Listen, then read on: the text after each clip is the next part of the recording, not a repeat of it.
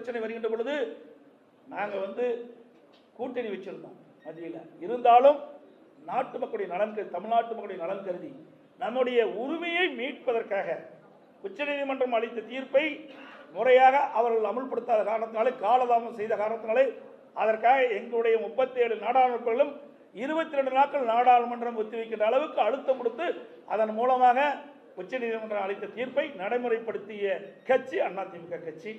ஆகவே எங்களுடைய நாடாளுமன்றங்கள் தேர்ந்தெடுக்கின்ற பொழுது இங்கே இருக்கின்ற மக்களுடைய குரல் நாடாளுமன்றத்திலே ஒலிக்கும். தமிழகத்துக்கு தேவையான உரிமைகளை நாங்கள் பெறுவோம், தமிழகத்துக்கு தேவையான திட்டங்களை பெறுவோம். அது எங்களுடைய லட்சியம், அதோடைய எங்களுடைய கனவு. அந்த அடிப்படையில் தான் எங்களுடைய நாடாளுமன்றங்கள் நிறுத்தப்பட்டிருக்கிறது. ஏற்கனவே நீங்க சொல்லியிருந்தீங்க தேசிய கட்சிகளுடன் கூட்டணி இல்ல இந்த தேர்தலில் அப்படின்னு. இது பிரதமரை தேர்ந்தெடுக்கக்கூடிய தேர்தல் அப்படிங்கிறதுனால நம்ம பிரச்சாரம் எதை முன்னிறுத்தி இருக்கும் அப்படிங்கிற நாங்கள் மட்டும்தான் இருக்கோம், மற்றவங்களும் இல்லையா? இந்தியாவில் எத்தனை கட்சி இருக்குது?